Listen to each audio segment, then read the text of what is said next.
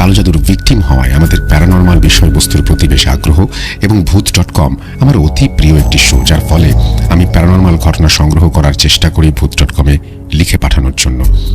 একদিন বিকেলে আমি এবং আমার বন্ধুরা মিলে আমাদের পরিচিত একজন আঙ্কেলের চায়ের দোকানে আড্ডা দেওয়ার উদ্দেশ্যে বের হই। আড্ডার এক পর্যায়ে আমাদের কথা শুরু হয় ভূত.com-এর নানান ঘটনা নিয়ে। হঠাৎ আমাদের মনে হয় চা দোকানের আঙ্কেল তো এই এলাকায় অনেক দিন যাবৎ আছেন, তার কাছে জিজ্ঞাসা করলে হয়তো আমি এই এলাকায় প্যারানরমাল কিছু ঘটনা সংগ্রহ করতে পারবো। আর এমনিতেও আমাদের এলাকাটা বেশ অদ্ভুত এবং ভয়ানকও, চারিদিকে শুধু বাঁশবাগানের সমাহার। মনে মনে এসব ভাবতে ভাবতে আমি আঙ্কেলকে জিজ্ঞেস করি, আঙ্কেল, এই এলাকায় কোনো ভৌতিক ঘটনা আপনার জানা আছে বা আপনার সাথে ঘটা কোনো ঘটনা আছে? আঙ্কেল বললেন, আমার জানা মতে এমন কোনো ঘটনা নেই, আর যেগুলো ঘটনা আমি শুনেছি সেগুলো এত ভয়ের না। তবে আমার কাছে একজনের নাম্বার আছে যিনি এইসব জিনের আসর করা মানুষের চিকিৎসা করেন। আমাদের এই রাস্তা ধরে 3 কিলোমিটার সামনের দিকে গেলে সেখানে একটি মসজিদ আছে। সেই মসজিদের তিনি ইমাম। তাকে এলাকার সবাই এক নামে চেনে, জিন হুজুর নামে। তুমি যদি চাও তাহলে আমি তোমাকে তার নাম্বার দিতে পারি, তার কাছ থেকে তুমি অনেক ঘটনা সংগ্রহ করতে পারবে। এই বলে আঙ্কেল হুজুরের নাম্বার আমাকে লিখে দেন। সেদিনের মতো আঙ্কেলের কাছ থেকে আমি বিদায় নিয়ে চলে গেছি। আমি মনে মনে নিয়ত করে রাখি কাল আমি হুজুরের কাছে গিয়ে কিছু ঘটনা সংগ্রহ করব। কিন্তু সেদিন রাতে আমাদের কলেজের এক্সামের রুটিন প্রকাশিত হয়।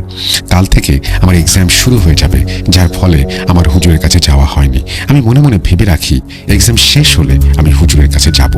কিন্তু সেই হুজুরের প্রয়োজনীয়তা যে আমি এবং আমার পরিবার অচিরেই খুব তীব্রভাবে অনুভব করতে চলেছি তা আমার মোটেও জানা ছিল না। এই কথাগুলো আমি কেন বললাম জানতে হলে পুরো ঘটনাটি শুনুন ধৈর্য ধরে। এবার আসা যাক মূল ঘটনায়। ঘটনাটির শুরু 2022 সালের অগাস্ট মাসে। দিনটি আমার ঠিক মনে নেই। অন্য 8-10টা দিনের মতোই আমি রাতের খাবার খেয়ে বিছানায় শুয়ে শুয়ে বই পড়ছিলাম। এমন সময় হঠাৎ বারান্দা থেকে আমার পোষা পাখিগুলোর ভয়ানক চিৎকার ভেসে আসলো আমার কানে। বলে রাখা ভালো, আমার ছোটবেলা থেকেই পাখি পোষার শখ ছিল।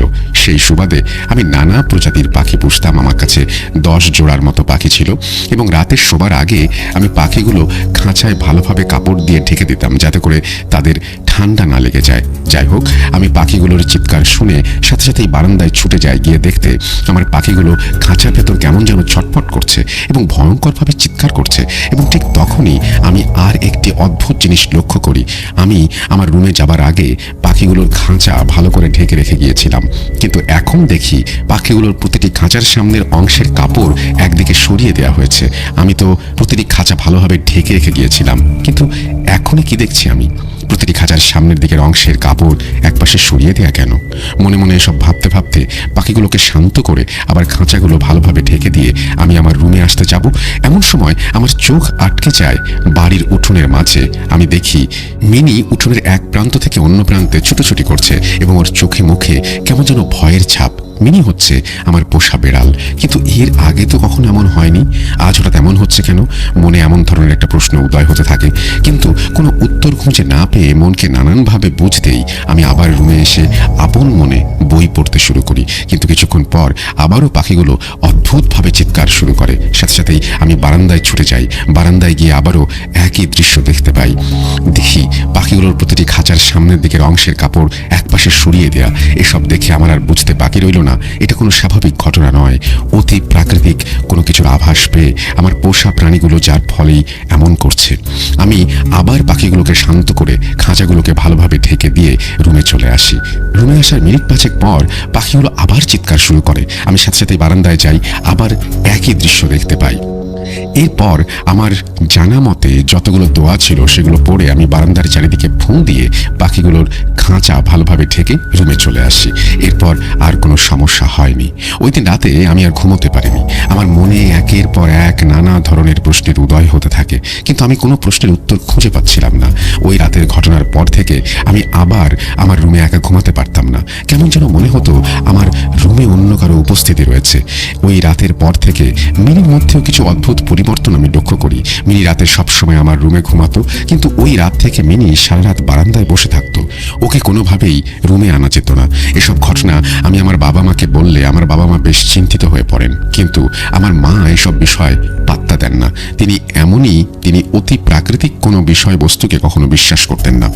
তার এমন অভিব্যক্তি যে অনেক বড় বিপদে ফেলতে চলেছে তা আমাদের কারো জানা ছিল না। কেন বললাম এমন কথা তা একটু পরেই জানতে পারবেন। এরপর থেকে আমার বাবা রাতে রুমে আমার সাথে একসাথে ঘুমাতে শুরু করেন এবং আমার মা আমার ছোট ভাইকে নিয়ে পাশের রুমে ঘুমাতেন। এরপর বেশ কিছুদিন আর কোনো অস্বাভাবিক কোনো ঘটনা ঘটেনি। আমি এমন ঘটনা প্রায় ভুলেই গিয়েছিলাম। যেহেতু আমার এবং আমার পরিবারের সাথে আর কোনো অস্বাভাবিক ঘটনা ঘটেনি, এই সব ঘটনাগুলোকে আমি স্বাভাবিকভাবেই ধরে নিয়েছিলাম। কিন্তু আমার এই ধারণা যে সম্পূর্ণ ভুল, এই অস্বাভাবিক ঘটনাগুলো যে বড় কোনো বিপদের ইঙ্গিত দিচ্ছিল তা আমার মোটেই জানা ছিল না। যাই হোক, আমাদের বাসার উঠোনে একটি দোলনা আছে, সেখানে আমার মা প্রায় বসে থাকতেন। অবসর পেলেই তিনি সেখানে বসে সময় কাটাতেন। আপনারা সকলেই জানেন বাংলাদেশে কিছুদিন যাবৎ অনেক বিদ্যুতের সমস্যা হচ্ছে। এ কারণে রাতে বিদ্যুৎ চলে গেলে রাতেও মা দোলনায় বসে থাকতেন। মাঝে মধ্যে মার সাথে আমিও দোলনায় বসে থাকতাম। এমনই একদিন রাত 2টা নাগাদ বিদ্যুৎ চলে যায়। সেদিন কেন জানি আমি কোনোভাবেই ঘুমাতে পারছিলাম না। এমন সময় হঠাৎ আমার কানে সেই দোলনার ক্যাঁচ ক্যাঁচ শব্দ ভেসে আসে। আমি ভাবি মা হয়তো দোলনায় বসে আছেন। একে তো ঘুম আসছে না, তার মধ্যে বিদ্যুৎ চলে গেলে ঘরেও প্রচন্ড গরম পড়েছে। এসব 7-5 ভাবতে ভাবতে আমি আমার রুম থেকে বের হই। বের হতেই দেখি চারিদিকে ঘন কালো অন্ধকার, চাঁদের আবছা আলোয় দেখা যাচ্ছে দোলনায় কেউ একজন বসে দুলছে। আমি মা মা বলে ডাকতে ডাকতে 1 পা 2 পা করে আমার বাসার কেচি গেটের দিকে এগিয়ে যেতে থাকি, কিন্তু কোনো সারা শব্দ নেই। আমি কেচি গেটের সামনে গিয়ে চাঁদের আবছা আলোয় দেখতে পাই কেচি গেটের ওপর তালা লাগানো। এটা দেখা মাত্রই আমার পুরো শরীর ভয়ে ঠান্ডা হয়ে যায়। গেটে তালা লাগানো, কেউ তো তাহলে বাড়িতে যায়নি, তাহলে উঠোনে দোলনায় বসে আছে কে? এসব ভাবতে ভাবতে আমি মনের সাহস নিয়ে দোলনার দিকে ফোনের ফ্ল্যাশ লাইট ফেলতেই দেখি হুবহু আমার মতন দেখতে একজন দোলনায় বসে আছে। সে আমাকে দেখা মাত্র কেবল একটা হাসি দিয়ে পাশে থাকা আম গাছ পেয়ে উঠে গেল, অন্ধকারে মিলিয়ে গেল। এসব দেখা মাত্রই আমি দৌড়ে আমার রুমে এসে দরজা লাগিয়ে দিই। এই সব ঘটনা দেখে আমার বুঝতে বাকি রইল না খুব খারাপ কিছু আমার সাথে ঘটতে চলেছে। এসব স্বাভাবিক ঘটনা নয়। তাহলে কি আবার আমার বা আমার পরিবারের উপর কালো জাদু করা হয়েছে? ওই সব দৃশ্য দেখে আমার মনে নানা প্রশ্ন উকি দিচ্ছিল, কিন্তু কোনো প্রশ্নের উত্তর খুঁজে পাই না। ওই রাতে আমি ঘুমোতে পারিনি। পরের দিন সকালে আমি উঠেই গত রাতের সব ঘটনা এবং কিছুদিন আগে ঘটে যাওয়া ঘটনাগুলো আমার খালামণিকে জানাই। কি ভাবছেন, কেন আমার খালামণিকে এই সমস্ত ঘটনা জানালাম?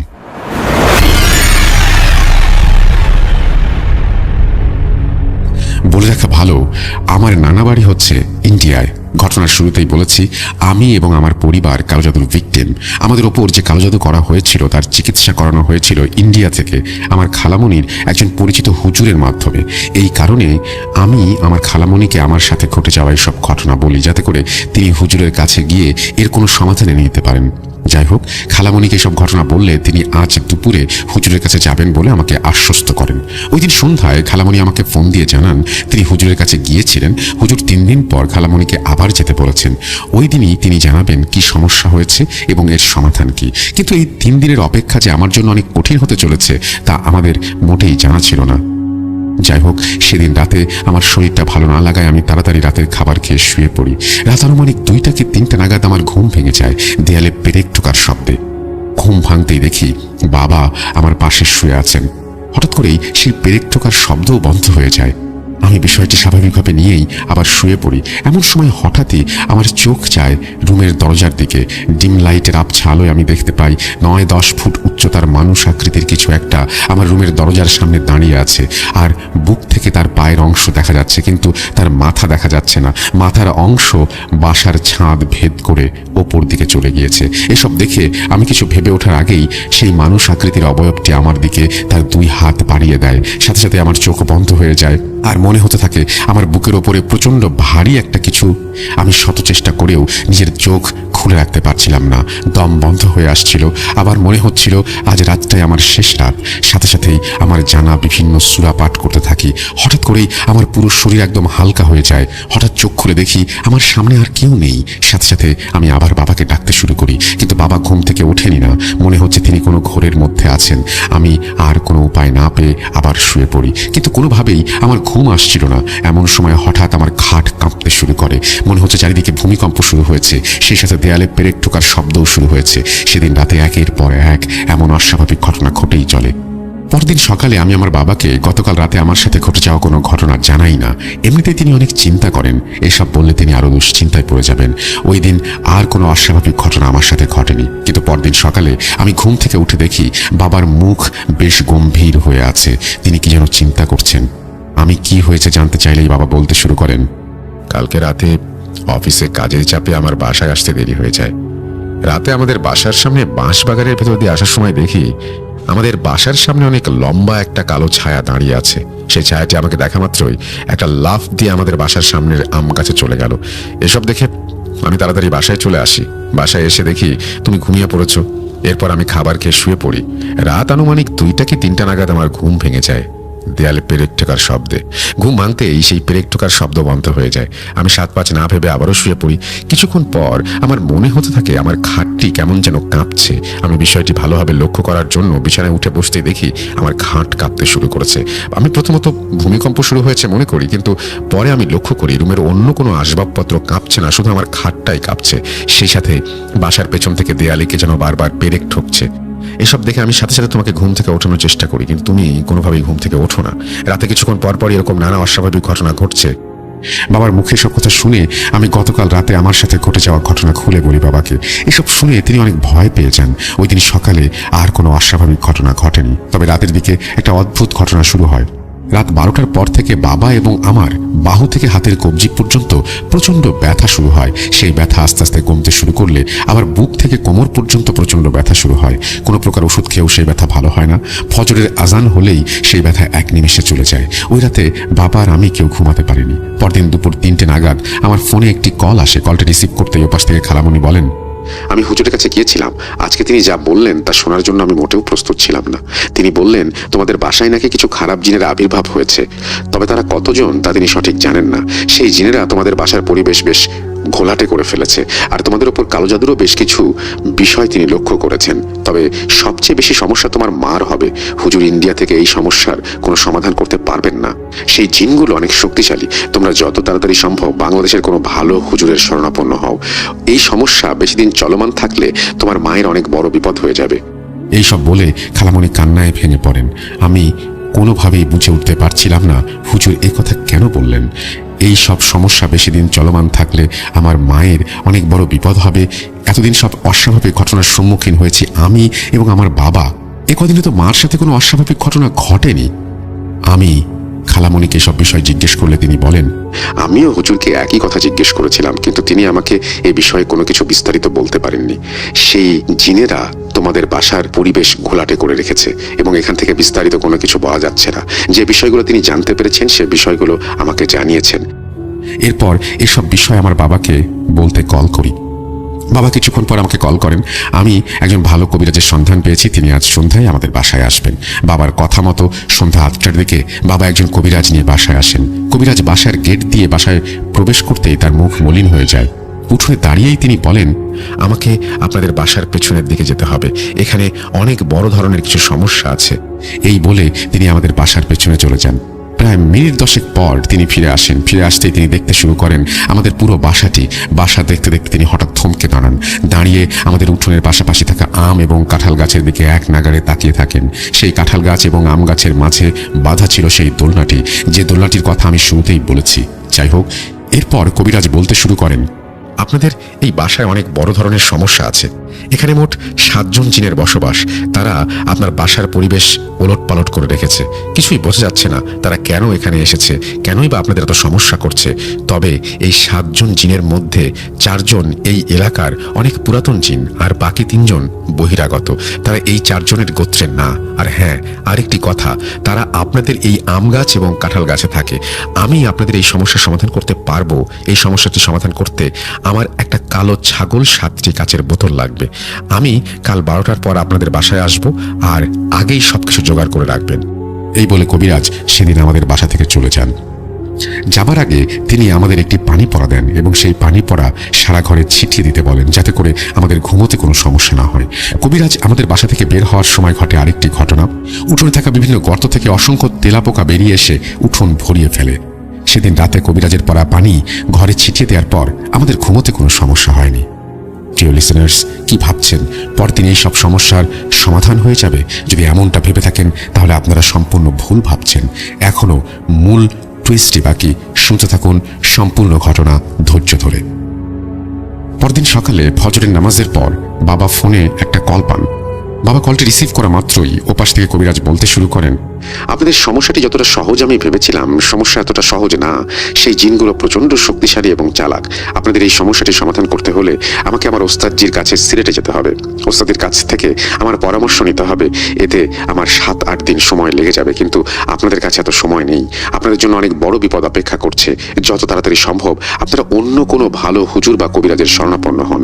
আর হ্যাঁ, সবচেয়ে বেশি সমস্যা হবে আপনার স্ত্রীর। সেই জিনদের সবচেয়ে বেশি দৃষ্টি আপনার স্ত্রীর ওপরে।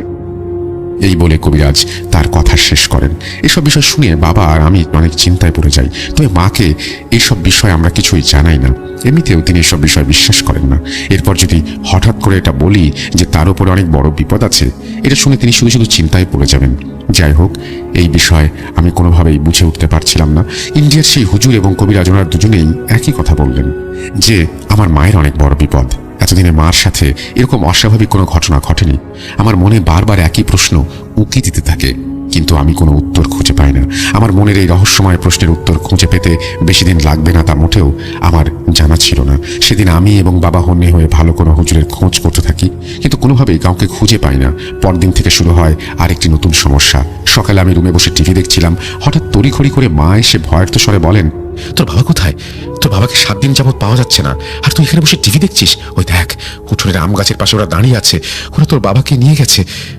ওরা তোকেও নিয়ে যেতে চায়। তোরা সবাই আমাকে এভাবে রেখে যাস না।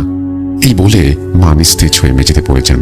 সাথে সাথে আমি মার জ্ঞান ফেরানোর চেষ্টা করি, কিন্তু আমি কোনোভাবেই তাকে স্বাভাবিক করতে পারছিলাম না। চোখ বন্ধ করে তিনি শুধু বারবার একটা কথাই বলছিলেন, ওই দেখ, ওইখানে উঠোনে আম গাছের পাশে ওরা দাঁড়িয়ে আছে। তোদের সবাইকে নিয়ে যাবে। মা প্রায় 6-7 মিনিট পর হঠাৎ উঠে বসেন আর আমাকে জিজ্ঞেস করেন, কটা বাজে? আমি 10টা বাজে বললে তিনি বলতে শুরু করেন, এত বেলা হয়ে গেছে, তোরা কি আমাকে ঘুম থেকে জাগালি না কেন? আর তোর বাবা কই? অফিসে চলে গেছে? মার মুখে সব কথা শুনে আমি রীতিমতো অবাক হয়ে যাই। এসব কি বলছেন তিনি? মা কি পাগল হয়ে গেছেন? মা, সকালে তুমি বললে বাবাকে নাস্তা বানিয়ে দিবে। নাস্তা খেয়ে বাবা অফিসে চলে গেলেন। তুমি এসব কি বলছো? আর এখন তুমি ঘুম থেকে উঠলে না? তুমি অনেক আগে ঘুম থেকে উঠেছো, এখন জ্ঞান হারিয়েছিলে। আর এসব কি বলছো? উঠোনে আম গাছের পাশে কে দাঁড়িয়ে আছে, আমাদেরকে নিয়ে যাবে। আমি এসব কথা বলায় মা আমার উপরে রেগে যান। আমাকে ধমক দিয়ে বলেন, দেখ, সকাল সকাল এরকম মজা আমার ভালো লাগে না। আর এমনিতেই আমার মাথা অনেক ব্যথা করছে, তাই মাথা গরম করবি না এখন আর। এই বলে মা উঠে রান্না করতে চলে যান। মার এরকম আচরণ দেখে আমি বেশ অবাক হয়ে যাই। আমি বুঝতে পেরেছিলাম অনেক বড় কোনো সমস্যা হতে চলেছে। সেদিন সন্ধ্যায় মা রান্নাঘরে চা বানিয়েছিলেন। আমি মার রুমে বসে বসেই বই পড়ছিলাম। হঠাৎ রান্নাঘর থেকে মা চিৎকার দিয়ে ওঠেন। আমি সাথে সাথে রান্নাঘরে ছুটে যাই আর গিয়ে দেখি মেঝেতে পড়ে আছেন, কেমন ছটফট করছেন। আমি মাকে মেঝে থেকে উঠানোর চেষ্টা করি। উঠানোর সময় হঠাৎ মা শক্ত করে আমার হাত চেপে ধরেন। আমার হাত চেপে ধরে কুৎসিত এক হাসি দিয়ে কর্কশ গলায় বলতে শুরু করেন, ওই দেখ, ওইখানে ওরা এসেছে, তোদের সবাইকে নিয়ে যাবে। তোরা যাকেই নিয়ে আসিস না কেন, কেউ ঠেকিয়ে রাখতে পারবি না। এই বলে মা অজ্ঞান হয়ে যান। প্রায় 10 মিনিট পরে মার জ্ঞান ফিরে আসে। জ্ঞান ফিরে আসলে আমি এক অদ্ভুত বিষয় মার মধ্যে লক্ষ্য করি। তিনি সকাল থেকে এখন পর্যন্ত কোনো বিষয় খেয়াল করেননি, তিনি কিছুই মনে করতে পারছেন না। যাই হোক, সেই রাতে বাবা বাসায় ফিরে আসলে বাবাকে সব ঘটনা আমি জানাই এবং জিজ্ঞেস করি ভালো কোনো হুজুর পাওয়া গেছে কিনা। বাবা হতাশ গলায় মাথা নাড়িয়ে না বলেন। সেদিন রাতেই ঘটে আরেকটি ভয়ানক ঘটনা। বাবা আমার মুখে মার এমন অবস্থার কথা শুনে সে রাতে আর আমার রুমে ঘুমোয়নি। বাবা আমার ছোট ভাই এবং মাকে নিয়ে পাশের রুমে ঘুমাতে চলে যান। আমি আমার রুমে ঘুমিয়ে পড়ি। আমি এবং আমার ছোট ভাই আমাদের বাসার সামনে থাকা বাঁশঝাড়ের ভেতর দিয়ে কোথায় যেন যাচ্ছি। গভীর রাত, চারিদিকে ঘন অন্ধকার, চাঁদের আবছা আবছা আলো বাঁশঝাড়ের ভেতরে প্রবেশ করেছে। চারিদিক হালকা হালকা আলোকিত দেখাচ্ছে। হঠাৎ কোথা থেকে যেন ভয়ানক আকৃতির 4টি কুকুর আমাদের ঘিরে ধরে অন্ধকারে তাদের চোখগুলো জলজল করছিল দেখে আমার মনে হচ্ছিল তারা অনেক দিন যাবৎ কিছু খায় না। অনেক দিন পর তারা আমাদের খাবার খুঁজে পেয়েছে। হঠাৎ করে এদের মধ্যে থেকে একটি কুকুর আমার ছোট ভাইয়ের উপর ঝাঁপিয়ে পড়ে, ওর বাম হাতে কামড় বসিয়ে দেয় এবং ওকে টানতে টানতে সবগুলো কুকুরের মাঝে নিয়ে যায়। এরপর একে একে সেই কুকুরগুলো আমার ছোট ভাইয়ের সারা শরীর ছিন্ন ভিন্ন করে দেয়। এই দৃশ্য দেখে সাথে সাথে আমার ঘুম ভেঙে যায়। ঘুম ভেঙে দেখি ঘড়িতে 3টা বাজে। তাহলে এতক্ষণ আমি এসব স্বপ্ন দেখছিলাম? কেন এমন হচ্ছে আমার সাথে? হঠাৎ এমন কি সমস্যা হলো? মনের মাঝে এমন নানা ধরনের প্রশ্নের উদয় হতে থাকে, কিন্তু কোনো প্রশ্নের উত্তরই আমি খুঁজে পাই না। এমন সময় হঠাৎ পাশের রুমে থেকে আমার ছোট ভাইয়ের চিৎকার আমার কানে ভেসে আসে। সাথে সাথে আমি পাশের রুমে ছুটে যাই। গিয়ে দেখি আমার ছোট ভাই বিছানায় বসে জোরে জোরে কান্না করছে। আমার মা তখনও পাশে ঘুমাচ্ছে। বাবার আমি কি হয়েছে জিজ্ঞেস করতেই ও বলতে শুরু করে, স্বপ্নে আমি দেখি চারিদিকে অনেক অন্ধকার। আমি এবং ভাইয়া আমাদের বাসার সামনে বাঁশঝাড়ের ভেতর দিয়ে কোথায় যেন যাচ্ছি। ভাইয়াকে আমি বারবার জিজ্ঞেস করছিলাম আমরা কোথায় যাচ্ছি, কিন্তু ভাইয়া কোনো কথাই বলছিল না। হঠাৎ কোথা থেকে যেন ভয়ঙ্কর আকৃতির 4টি কুকুর আমাদের ঘিরে ধরে। এসব দেখে আমি অনেক ভয় পেয়ে যাই। আমি চিৎকার করতে থাকি। হঠাৎ করে ভাইয়া আমাকে সেই কুকুরগুলোর মাঝে ধাক্কা দিয়ে ফেলে যায়। সেই কুকুরগুলো আমাকে ছিঁড়ে খেতে শুরু করে। হঠাৎ করেই আমি আবার আমার বাম হাতের তীব্র ব্যথা অনুভব করি। সাথে সাথেই আমার ঘুম ভেঙে যায়। ঘুম ভাঙতেই ডিম লাইটের আবছা আলোয় আমি দেখি মা বড় বড় চোখ করে আমার দিকে তাকিয়ে আছে এবং আমার বাম হাত কামড়ে ধরে রেখেছে। এটা দেখে আমি চিৎকার দিয়ে উঠি। বাবা আর আমি যখন বাম হাতের দিকে তাকাই, আমরা যেটা দেখতে পাই সেটা দেখে আমরা চমকে যাই। দেখি সত্যিই বাম হাতে বড় একটা কামড়ের দাগ।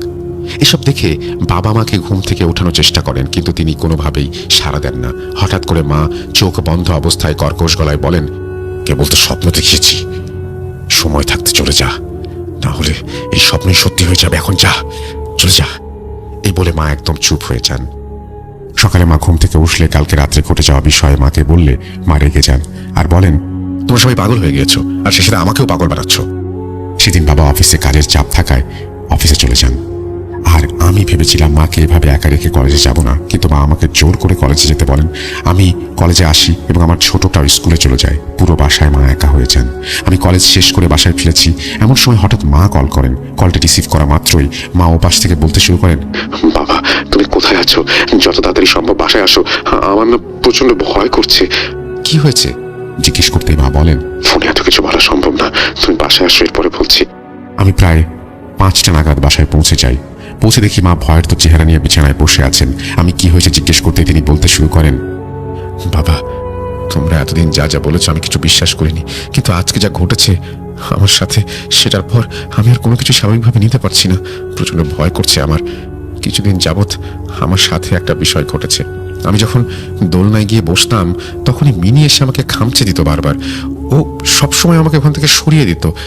এরপর আমি যখন দোলনায় বসে বসে কারোর সাথে ফোনে কথা বলতাম, হঠাৎ করে প্রায় সময় আমি শুনতে পেতাম কেউ একজন বলছে, যা এখান থেকে যা। এবং বেশ কিছুদিন যাবৎ হঠাৎ হঠাৎ আমার প্রচন্ড মাথা ব্যথা করে, কিন্তু আমি এই বিষয়গুলো কোনোভাবেই গুরুত্ব দেইনি। আজকে যখন তুমি কলেজের জন্য বেরিয়ে গেলে, তার কিছুক্ষণ পর বাসায় একজন বয়স্ক লোক আসেন। তিনি এসে আমার কাছে খাবার খেতে চান।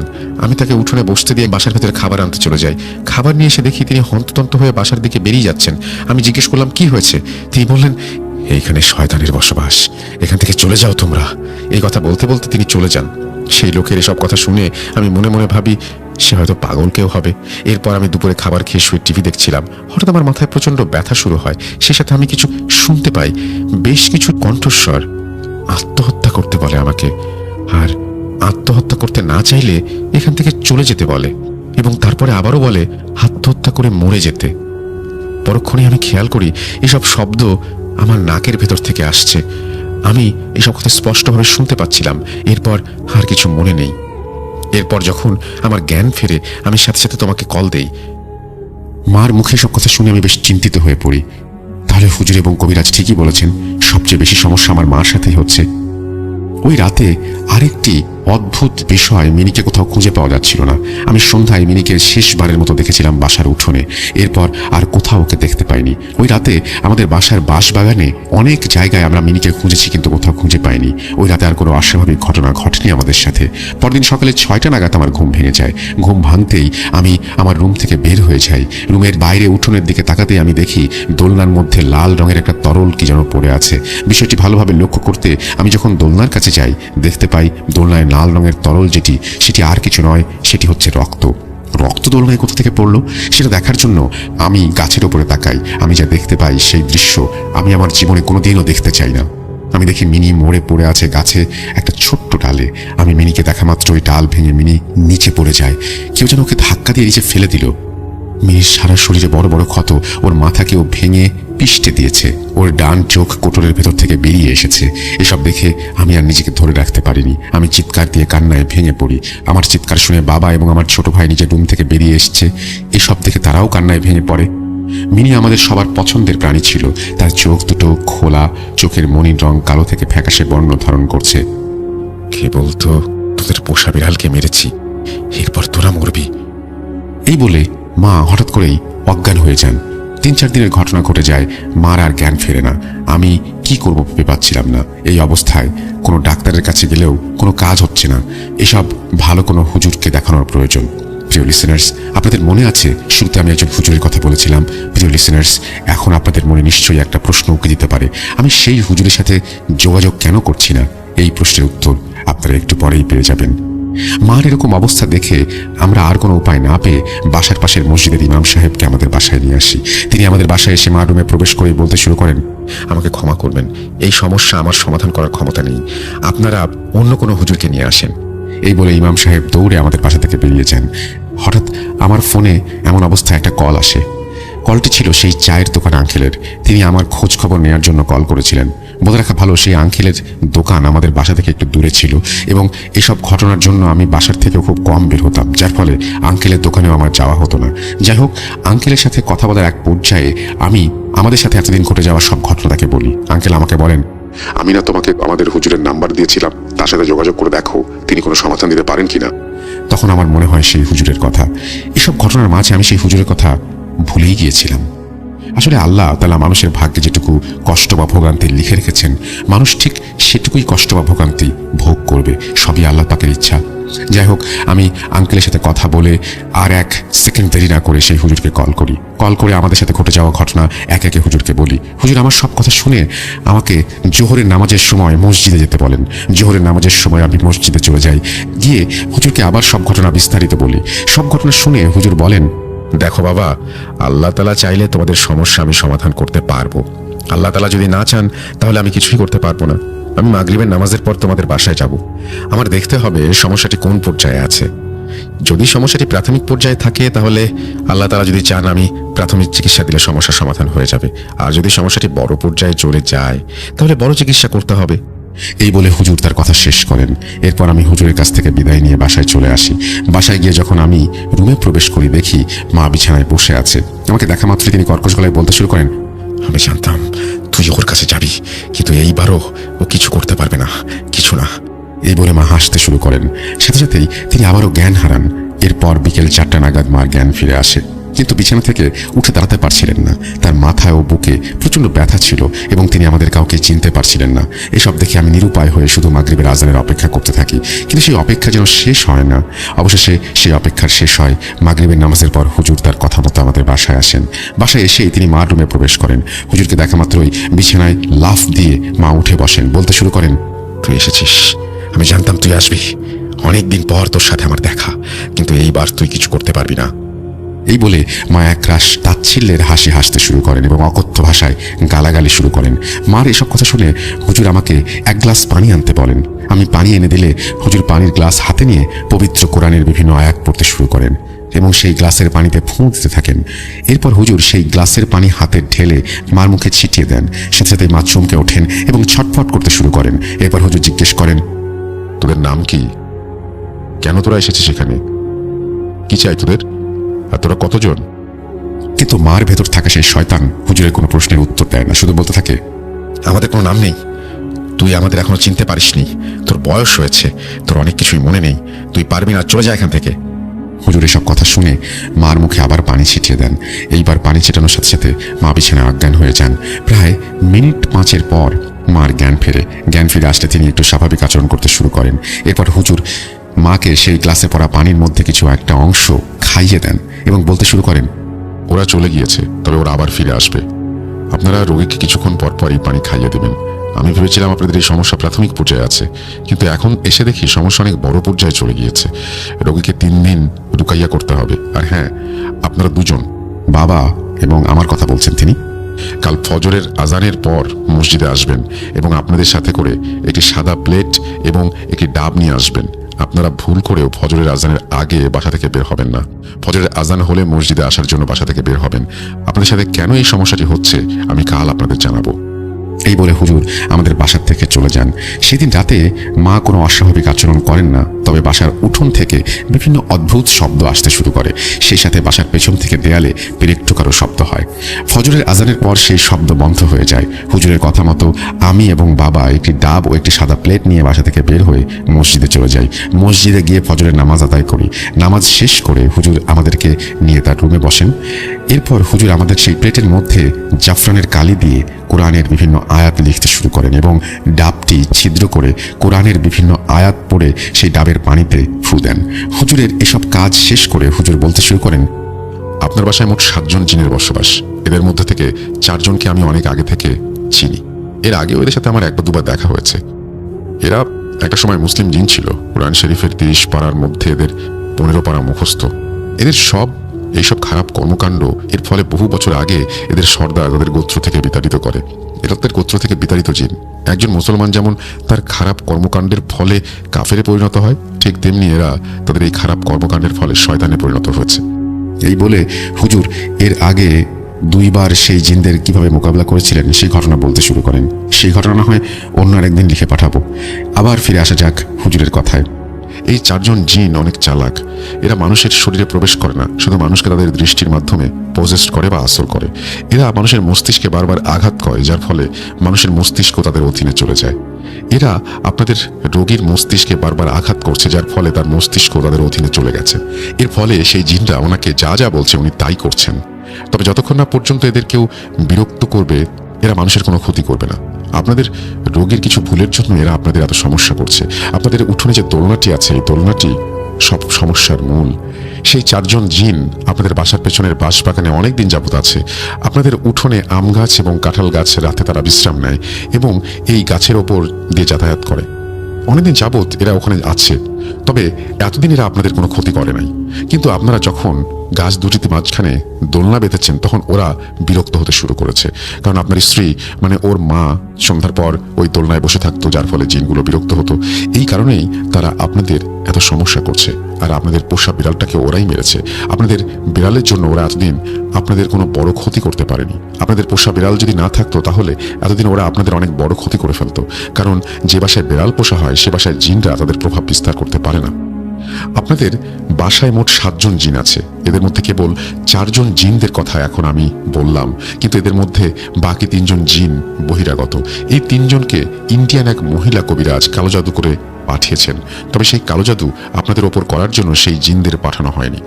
এখন আপনাদের প্রশ্ন হচ্ছে, কেন সেই 3 জন জিন আপনাদের ক্ষতি করবে? কারণ এখানেও আপনাদের কিছু ভুল হয়েছে। হুজুর আমার বাবাকে উদ্দেশ্য করে বলেন, আপনি কিছুদিন আগে কোনো আপত্তিকর স্থানে পা দিয়েছিলেন, যেমন কোনো বৃত্ত বা পেন্টাগন। আপনি একটু ভালোভাবে চিন্তা করে দেখুন। হুজুরের এই প্রশ্নে বাবা বলতে শুরু করেন, হ্যাঁ, কিছুদিন আগে আমি রাতে আমাদের বাসার সামনের বাঁশবাগানের ভেতর দিয়ে বাসায় আসার সময় হঠাৎ আমার ফোনের চার্জ শেষ হয়ে যায়। আমার ফোন বন্ধ হয়ে যায়, যার ফলে ফোনের ফ্ল্যাশ লাইটটি বন্ধ হয়ে যাওয়ায় কি আর করব, অন্ধকারের মধ্যে দিয়ে 1 পা 2 পা করে এগোতে শুরু করি। হঠাৎ আমার পা পিছলে যায় এবং বিষয়টি আমি ভালো করে লক্ষ্য করার জন্য যখন নিচের দিকে তাকাই, চাঁদের আবছালোয় আমি দেখতে পাই সাদা পাউডারের মতো কিছু দিয়ে একটা বৃত্ত আঁকা, যার মধ্যে আমার পা পড়েছে।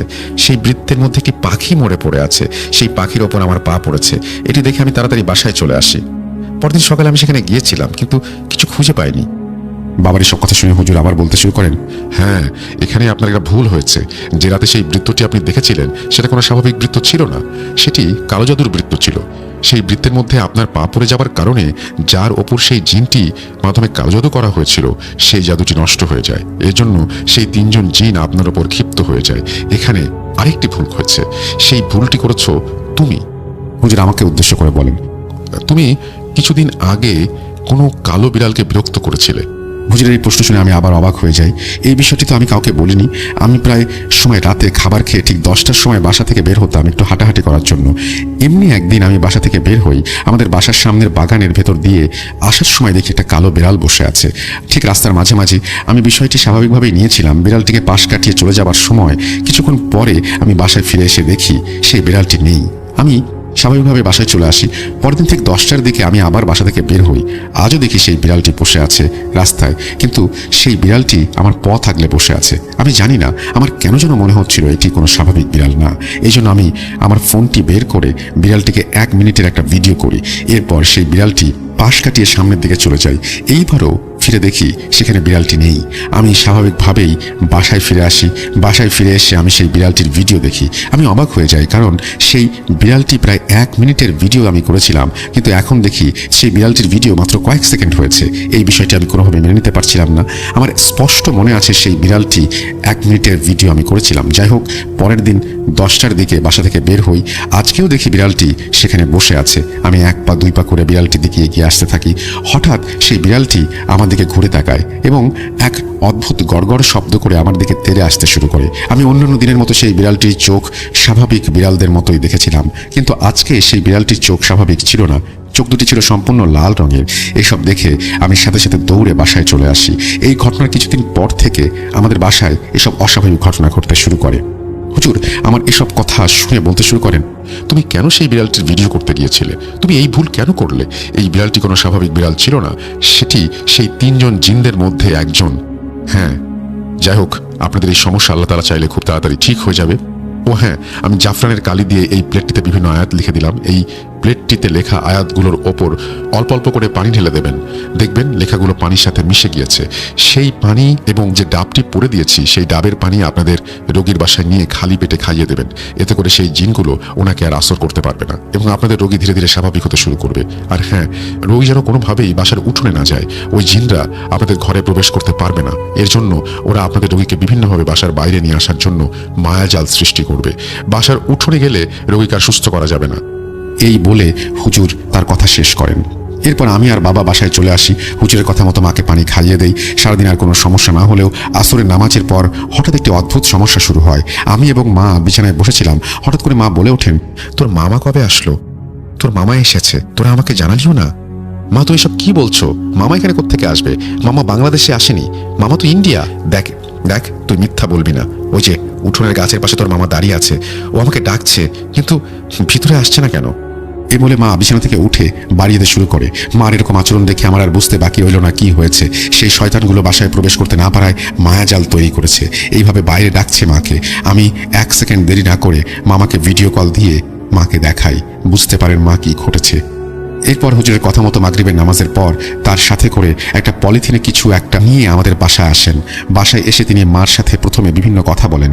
এরপর আমাকে একটি কাগজ, একটি স্টিলের বাটি এবং একটি প্লাস্টিকের ডিব্বা আনতে বলেন। হুজুরের কথা মতো আমি এসব কিছু নিয়ে আসি। হুজুর সেই পলিথিন থেকে 1/2 কেজি কর্পূর, একটি ছোট ছুরি, একটি ড্রপার বোতল ও একটি কাগজের ছোট পুটলি বের করেন। এরপর সেই প্লাস্টিকের ডিব্বাতে সেই কর্পূর রাখেন। এরপর হুজুর একটি কাগজের ওপর একটি নকশা আঁকেন। এরপর হুজুর মাকে একটি চেয়ারে বসতে বলেন এবং হুজুরের কাছে থাকা সেই ছোট ছুরি দিয়ে মার কপালে কিছু একটা লিখতে শুরু করেন এবং বিভিন্ন সূরা পড়তে থাকেন। দেখে মনে হচ্ছিল হুজুর আরবিতে কিছু একটা লিখছেন। প্রথমে হুজুর মার কপালে কিছু একটা লেখেন, এরপর হাতের কনুই থেকে শুরু করে 2 হাতের পাতা পর্যন্ত কিছু একটা লেখেন। এরপরে হুজুর কাগজের নকশার একেবারে মাঝে একটি বৃত্তের মতন ছিল। সেই বৃত্তের মধ্যে সেই কাগজের পুটলি থেকে কালো বর্ণের কিছু একটা পাউডার বের করে রাখেন। সেই পাউডারের ওপর ড্রপারের বোতল দিয়ে তরল কিছু একটা দেন। এরপরে সেই নকশা করা কাগজটি মুড়িয়ে মার কপালে চাপ দিয়ে ধরেন এবং সাথে সাথে কাগজটিতে আগুন ধরে যায়। এরপর হুজুর স্টিলের বাটিতে কাগজটি রেখে দেন। আস্তে আস্তে সেই কাগজটি থেকে ধোঁয়া বেরোতে শুরু করে। হুজুর যখনই সেই স্টিলের বাটিটি নিয়ে মার নাকে ধরেন, মার নাক দিয়ে সেই ধোঁয়া প্রবেশ করে। সাথে সাথে মা ছটফট করতে শুরু করেন এবং অকথ্য ভাষায় গালাগালি দিতে শুরু করেন। হুজুর আমাকে এবং বাবাকে চোখের ইশারায় মার হাত পা শক্ত করে ধরে রাখতে বলেন, কিন্তু কোনোভাবেই মাকে ধরে রাখা যাচ্ছিল না। এরপর হুজুর সেই ধোঁয়া নাকে সামনে থেকে সরিয়ে দিয়ে কর্পূরের ডিব্বা মার নাকের সামনে ধরেন। এখন পরিস্থিতি আরও খারাপ হতে শুরু করে। মা ছটফট করতে থাকেন এবং বমি করতে শুরু করেন এবং একটি কথা বলতেই থাকেন, তোরা কি ভেবেছিস ছেড়ে দেবো? কিছুই করতে পারবি না, কিচ্ছু না। যত কষ্ট হোক, সব এই শরীরের জায়গা আমাদের কিছুতেই নষ্ট করতে পারবি না, আমাদের বের করতে পারবি না। হুজুর এসব কথা শুনে গ্লাসের পানিতে বিভিন্ন সূরা পড়ে মার মুখে ছিটিয়ে দেন এবং ভেতরে থাকা শয়তানগুলো চিৎকার দিয়ে ওঠে। কিছুক্ষণ পর হঠাৎ মা নিস্তেজ হয়ে শরীর ছেড়ে দেন। এরপর হুজুর মাকে গ্লাসে থাকা পানি খাইয়ে দেন। এমন সময় আমি লক্ষ্য করি মার কপালে আরবিতে কিছু লেখা ভেসে উঠছে। সেই লেখাগুলো দিয়ে হালকা হালকা রক্ত বের হচ্ছিল, কিন্তু হুজুর মার শরীরের কোথাও কোনো কাটাছেঁড়া করেননি। এই রক্ত কোথা থেকে আসছে? হুজুর সেই পানি ছিটিয়ে দেওয়ার পর সেই লেখাগুলো ভেসে উঠতে শুরু করে। মার কপালে আগ কিছুই দেখা যায়নি। হুজুর যখন এটি দেখেন বলেন, এটা মস্তিষ্কের দূষিত রক্ত যা জিনদের জন্য হয়েছে। এরপর হুজুর আমাদের বাসা থেকে বিদায় নেন। হুজুর যাবার সময় আমাদের বলে যান, আমি এবং বাবা কাল ফজরের আজানের পর যেন মসজিদে আসি। আমাদের সাথে একটা সাদা প্লেট এবং একটা ডাব আনতে হবে। পরদিন আর কোনো অস্বাভাবিক ঘটনা ঘটেনি। হুজুর দ্বিতীয় দিন আমাদের বাসায় এসে মার রুকাইয়া করে চলে যান এবং যাবার সময় বলে যান 3টি জিনিস আনতে: মুড়ির ভাজা বালু, সাদা সরিষা ও 7টি মসজিদের পানি। ওই রাতে একটা অদ্ভুত ঘটনা ঘটে। ঠিক রাতে, মাঝরাতে আমাদের পুরো বাসায় এক অদ্ভুত সুগন্ধিতে ভরে যায়। সেই সুগন্ধি আবার নিজে থেকেই বাতাসে মিলিয়ে যায়। পরদিন হুজুরের কথা মতো আমরা সেই 3টি জিনিস নিয়ে আসি এবং হুজুর আসেন আমাদের বাসায়। ঠিক একইভাবে মা রুকাইয়া করেন হুজুর। 3 দিন ধরে সেই 4জন জিন মার শরীরে হাজির করানো হয়। ওরা শুধু একটা কথাই বলে, আমাদের ছেড়ে দিয়ে আমরা চলে যাব, আর এখানে আসবো না, এখান থেকে চলে যাব। মার রুকাইয়া করা প্রায় 10 মিনিট পর মার জ্ঞান ফিরে আসে। জ্ঞান ফিরে আসলে মা একদম স্বাভাবিক আচরণ করতে শুরু করেন। এরপর আমি হুজুরকে কালকে রাতের সেই অদ্ভুত সুগন্ধিতে আমাদের সারা বাড়ি ভরে গিয়েছিল সেই ঘটনা বলি। আমাদের হুজুর বলতে শুরু করেন, কাল রাতে তোমাদের বাসায় এই 4জন জিনদের যিনি সর্দার তিনি এসেছিলেন। তিনি অত্যন্ত ভালো একজন জিন। তিনি কাল রাতে তোমাদের বাসার অবস্থা দেখতে এসেছিলেন। ওনার জন্যই আজকে তোমাদের এই সমস্যাটি সমাধান হয়েছে। আর বাকি যে 3জন জিন ছিল তাদেরকে আমি বন্দি করে নদীতে ভাসিয়ে দিয়েছি। আল্লাহ তাআলার ইচ্ছায় তোমাদের এই সমস্যার সমাধান হয়ে গেছে। তোমাকে যে 3টি জিনিস আনতে বলেছিলাম এনেছো সেগুলো? এরপর আমি হুজুরকে মুড়ি ভাজা বালু, সাদা সরিষা ও 7টি মসজিদের পানি এনে দেই। হুজুর মুড়ি ভাজা বালু এবং সাদা সরিষা একটি পাত্রে মিশিয়ে সূরা পড়ে সেইটিতে ফু দেন এবং সেই 7 মসজিদের পানি এবং হুজুর একটি গ্লাসে কিছু পানি পরে রেখেছিলেন সেই পানি একটি বোতলে মিশিয়ে দেন এবং আমাকে বলেন, আজকে থেকে শুরু করে আরও 7 দিন ঠিক 10টার সময় আমাদের বাসার প্রতিটা রুমের 4 কোণায় ও আমাদের বাসার উঠোনে প্রথমে বালু এবং সরিষা ছিটিয়ে দিতে বলেন। বালু ও সরিষা ছিটিয়ে দেওয়ার পরে সেই পানি পড়া ছিটিয়ে দিতে বলেন। হুজুর আরও বলেন, এগুলো ছিটিয়ে দেওয়ার পর আমরা কেউ যেন আমাদের বাসা থেকে বের না হই। বাসা থেকে বের হলে আমাদের অনেক বড় সমস্যা হতে পারে। এই বলে হুজুর আমাদের বাসা থেকে বিদায় নেন। এরপর হুজুরের কথা মতো আমরা 7 দিনে এইসব জিনিস করি। এরপর থেকে আর কারোর সাথে কোনো অস্বাভাবিক ঘটনা ঘটেনি। সেদিনের পর থেকে আমার মাও একদম সুস্থ হয়ে যান। এই ঘটনাটির প্রমাণস্বরূপ আমি রাব্বি ভাইয়াকে কিছু ছবি পাঠিয়েছি, যেমন সেই কালো বিড়ালটির একটা 1 সেকেন্ডের ভিডিও, জাফরান কালিতে লেখা সেই প্লেটটির ছবি, রুকাইয়া নকশার ছবি ইত্যাদি। পরিশেষে একটা কথাই বলতে চাই, বিশ্বাস করা বা না করা আপনাদের ব্যাপার। আমি ভূত.com-এ লিখে পাঠানোর জন্য অনেকগুলো ঘটনা তৈরি করেছি। আমি একে একে সবগুলো ঘটনা লিখে পাঠাবো। রাসেল ভাইয়াকে অনেক অনেক ধন্যবাদ আমার এই ঘটনাটি সময় নিয়ে পড়ার জন্য। নাম লাজিম ইয়াসার জিয়াদ, নরসিংহপুর আশুলিয়া সাফার থেকে তিনি এই ঘটনাটি লিখেছেন।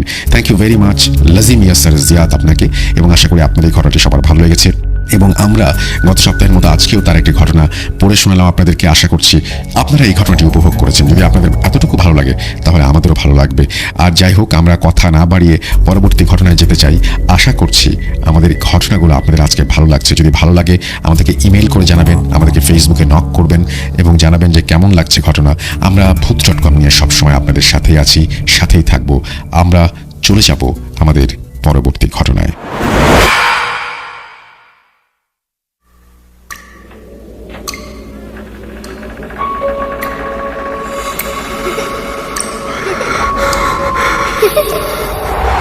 লুকোচুরি খেলবে? লুকোচুরি তুমি লুকাও, আমি ঠিকই তোমাকে খুঁজে পাবো।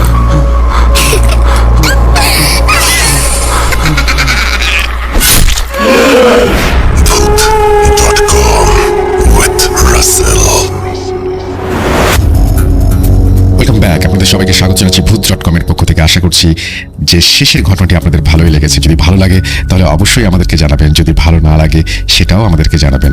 আমরা সব সময় আপনাদের সাথে থাকতে চাই, আপনাদেরকে দারুণ দারুণ ঘটনা উপহার দিতে চাই। সেটাই আমাদের চাওয়া, সেটাই আমাদের প্রত্যাশা। আমরা আজকে 190তম এপিসোড করছি এবং আমরা যদি একটু দেখি, আমাদের ফেসবুক পেজ হচ্ছে www.facebook.com/russell.স্বাধীন, এবং অনেকেই আমাদেরকে বলছেন যে কেন আমরা কমেন্ট পড়ি না। এবং লাস্টের দিনের যে ঘটনা, সেই ঘটনাগুলো নিয়েই এই সমস্ত কথা হচ্ছিল। লাস্টে যে আমাদের যে পোস্টটা ছিল, এবং আমাদের পোস্টে আমরা দেখতে পাচ্ছি যে ভূত.com-এর যে আমাদের সাথে যে আপনাদের ফেসবুকের মাধ্যমে যোগাযোগ, সেই যোগাযোগটি কিন্তু অনেক অংশে কমে গিয়েছে। অনেকেই আমাদেরকে রেগুলার কমেন্ট করেন, সোহেল হুসাইন, নাহিদ জামান, এমডি রিফায়েত রাফি, মিলন আহমেদ, এমডি মাসুদ, সাগর হুসাইন, মোহাম্মদ বাপ্পি, এমডি মালিক, নওরিন মনি, আল বসির খান, মোহাম্মদ আব্দুর রাকিব, এমডি নয়ন ইসলাম, আকিল আহমেদ, এমডি রুমন খান, এমডি রাসেল, তৌহিদুল ইসলাম নয়ন, সজিদুল হাসান সাজু, রিমন সরকার থেকে শুরু করে আরো অনেকেই আমাদের লিখছেন। এবং আমরা সত্যি কথা বলতে এবার হ্যালোইন নিয়ে চেষ্টা করছি দেশের বাইরে, এবং আমরা কয়েকটা জায়গা থেকে ঘটনা চাই। সত্যি কথা বলতে আমরা জানি যে আমাদের মিডল ইস্ট থেকে প্রচুর ঘটনা আসে। ইন্ডিয়া থেকে সুকান্ত মাইতি আমাদের রেগুলার মিডল ইস্ট থেকে পাঠান, কিন্তু তিনি ইন্ডিয়ার অধিবাসী। ইন্ডিয়া থেকে আরও বেশ কিছু ঘটনা পাই আমরা, কিন্তু আমরা দেখা যায় যে আমাদের ইউরোপের ঘটনা যেগুলো, সেই ঘটনাগুলো অনেক কমে গেছে। ইউরোপের বিভিন্ন দেশ থেকে পাওয়া ঘটনাগুলো, ইটালি, লন্ডন, এই সমস্ত জায়গা থেকে আমরা রেগুলার ঘটনা পেতাম আর কি। তো এই ঘটনাগুলো আমরা একটু পেতে চাই, এবং সেই সাথে আমাদের নর্থ আমেরিকা বলতে গেলে ইউএসএ এবং কানাডা, সেখান থেকে আমরা ঘটনা পেতে চাই। এবং আরেকটি জায়গা থেকে আমরা প্রচুর ঘটনা পেতাম, অস্ট্রেলিয়া, সেরকম জায়গা থেকে আমরা ঘটনা পেতে চাই। কেন বলছি এই কথা, আমরা সেটা আপনাদেরকে পরে জানাবো। সামনে হ্যালোইন, এই জন্য এই সমস্ত প্রশ্নগুলো উঠছে, কথাগুলো উঠছে।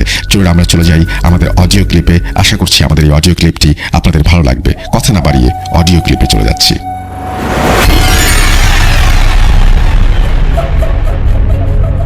আসসালামু আলাইকুম রাসেল ভাই, আশা করি ভালোই আছেন, কারণ আপনি সবসময় ভালোর তলেই থাকেন। তো আজকে আমি মূলত 2টা কিংবা 3টা ছোট ছোট ঘটনা শেয়ার করব, যে ঘটনাগুলো মূলত আমার সাথে ঘটে গেছে। আর এই ঘটনাগুলো তো কথা না বেড়ে চলুন সরাসরি ঘটনায় চলে যাওয়া যাক। তো প্রথম ঘটনাটা যেটি হচ্ছে, সেটা হচ্ছে আমি মসজিদ থেকে জামাতে গেছিলাম, একটা গ্রামের এলাকায় জামাতে গেছিলাম। আমাদের এলাকাটা মোটামুটি পৌরসভা, তো মোটামুটি শহর এলাকায় বলা চলে। তো এখান থেকে আমাদেরকে একটি গ্রামের মসজিদে জামাতে পাঠানো হয়।